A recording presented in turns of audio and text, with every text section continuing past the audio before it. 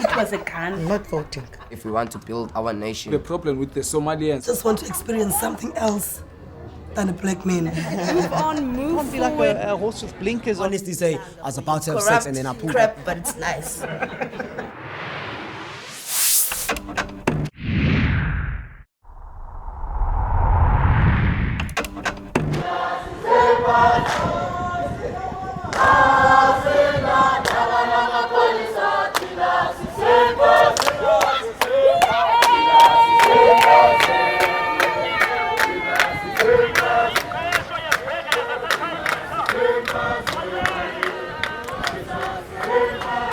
Igama lami ngiphumzile Vithi, ndiphuma eKhayelitsha, ndiphansi kombutho owe-youth ekuthiwa yi-Progressive Youth Movement. Igama lami nguPinki Paul Isene, phuma eKhayelitsha nami ndi-under i-PYM Youth Movement. Sibongiseni Faku, phuma eMakhaza, uphuma nakwi-Progressive Youth Movement. Ngusandile Mayeki, hlala emakhaya, ndiphansi kombutho i-Progressive Youth Movement. Nokuzama Thimbele Fund suka eGreystone nabeKhayelitsha ndisuka kwi-PYM and also i-DLF Democratic Left Front combine imizabalazo election. They say people shall share in the country's wealth. I mean, we know that's if you believe that you have, that means you have lost touch with the reality, because the reality is that only the people who benefit from the country's wealth is only when you have a company of your own. The government is not in charge, but the people that are in charge, they are businessmen. The pressure is being put on the government to change policies in their favor of a businessman, which is when you are talking about implementation and policies, economic policies, the government will always be on the side of the businessman. I think the problem is, one, the government doesn't want to employ us because of the policies, especially economic policies, because when they draft these policies, they don't include people or the public. If our communities are employed, there'll be a lesser amount of crime activities happening, and also unemployment is like a disease. You see, it's like a disease where if you're unemployed, you can't contribute to the community, and also that's whereby you actually get to do these things, actually get to use drugs, you use alcohol, you use it as like a source of, how can I say, a source of cure. We got graduates that are unemployed, you see, from Bush, for their vets, unemployed like us. I got a friend in Pumlele. She obtained a degree in law, but she's working in a pub. From the beginning, when they proposed this issue of secrecy bill, there was a rumor. Another journalist published something about ESCOM giving 1 billion to ANC, funding ANC. So we see now why the government insists on us, the poor people, to pay 3 times more than we were paying. When they draft this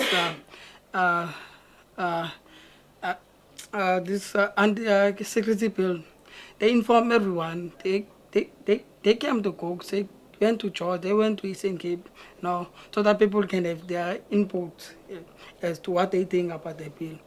But when it comes to economic policies, that policy is developed behind the curtains, you see, with economics, people from World Bank, World Economic Forum, and that means there's something wrong with those policies, and it means that poor people won't benefit from those policies. I think for me, I see an element of dictatorship on according to what they are doing things. because if many people denied the policy of the security bill and they still went on and passed it, I mean, that's, to me, that's pure dictatorship. They're trying to dictate us no matter what we say. So to me it's anti-democratic because our voice doesn't mean, it means nothing to them. So they are denying us freedom of speech, if I may say so. So there's no balance. You see, economic policies doesn't need any public consultation, but other policies, people can be told that there will be public participation. People must come and raise their voices. Even though we raise our voices, doesn't change anything. The question is, would a white government do like better than the black that what the black government is doing now? White people are corrupt. Naturally, they are corrupt.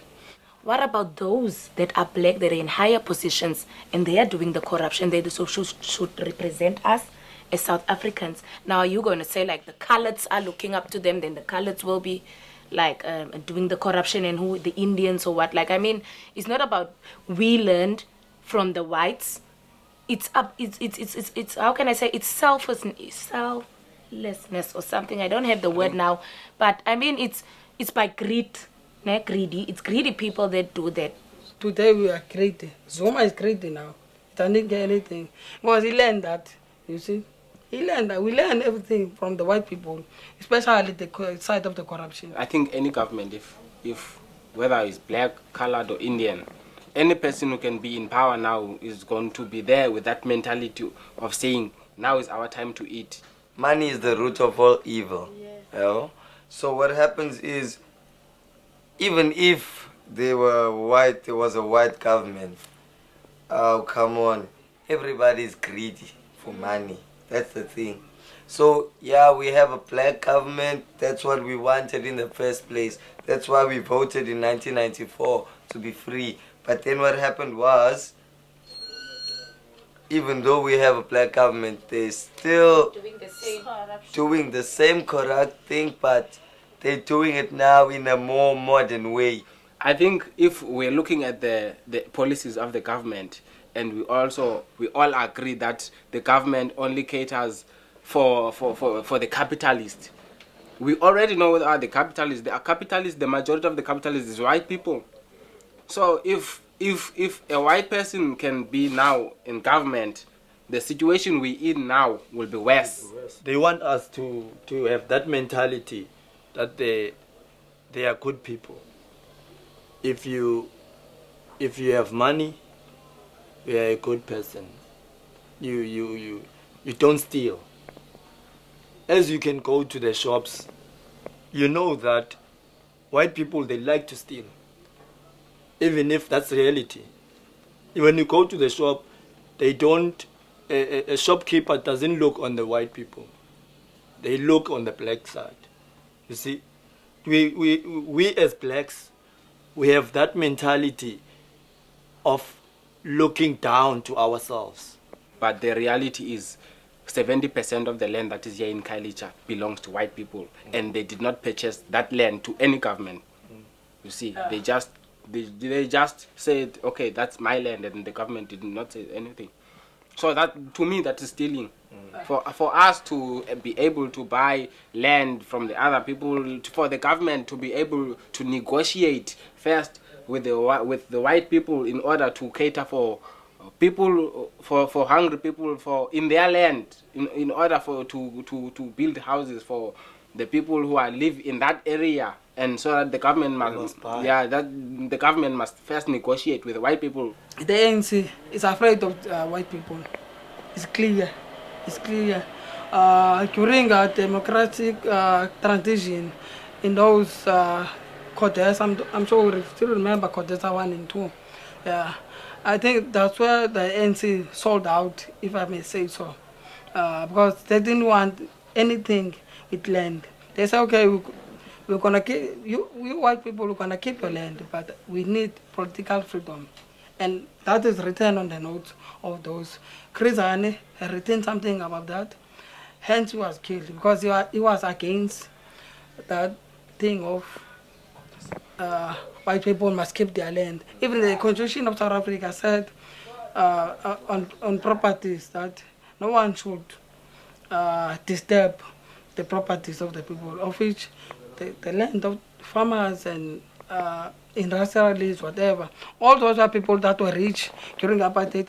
During Terry Branch's case, we saw white people with the old flag, and hence it was raised in even when the new flag came up, so that if anyone is seen with that flag is going to be arrested. No arrests were made there. That is just a pure proof that our government, they are still afraid of the apartheid of the white people. Even if they are getting bribes, they are still afraid. Let's not run away from that, because white people, they are still in power economically. Peter Mulder, in the issue of land, he said no, people don't have right to say 40%. They're going to occupy the land that they were evicted like long time ago, like District 6, because those people were not born here in Cape Town. So it's clear, even Helen Zille made it clear when she came to power in Cape Town government, that people who particularly black people, must go back to Eastern Cape. So that means the black township would be just empty space with no one. My question is, what are they going to do with the land? It's obvious they're going to take it over and sell it. Sometimes politicians, as white politicians, they want you to trust them. That's camouflaging. You know, on back of their mind, they still believe on apartheid. What Malema did, he opportunistically waked up most of South Africa, especially us, the youth. Malema saw that we are not free. You see, there's still a lot to be done. But my critical question about him is that he doesn't feel any effect of being a poor person, because he's staying Sentin, he drives Land Rovers, he got farm in Limpopo, he's got tenders. So my problem is that he shouldn't Malema raise these issues. Someone from the poor areas raise issues, but it's fine because he's raising it. He's putting them on the public debate. Information that came from the senior members of the ANC, they said, no, this boy Malema is trying to take us to Zimbabwe now with this issue of nationalization. My question is why? Because I think with the mistake, also what happened in Zimbabwe was good, because they took their land from the white people. You see, it was good, but their mistake was they gave the land to people who don't have skills. Yeah, that was only their mistake. But the issue of nationalization is not gonna take us to Zimbabwe or anything. But I'm afraid so. Even if they nationalize the mines or the private land, they're still going. Also, the public, the poor people won't benefit. We need to be sure to have a confidence that we can govern without them, because they are useless. Today you are sitting here unemployed, you see, but we got government who preach that it's gonna create jobs. Every year the president makes this his speech that we're gonna create employment. You see. So we need to have confidence in ourselves and say no, we need to crush them and build a new alternative that will include everyone. This March of Labour program, we want to bring the power to the people. We want to make the businessmen to understand this is our land. This is a democratical land. It's not racial, it's not sexist. It's a land that accommodates every race and every group and every individual. My dream is to be a sociologist, to analyze the society, to see the imbalances of the society. My dream is to be successful, to be independent, to be financially independent, to have my own house. My dream is to live in a free country economically, and order to do that, I will study, and I'm studying. My dream is to become a motivational speaker to change people's lives. My dream is to see people getting educated, yeah. You should ever sit and talk with people, or else take a walk and create a straight talk.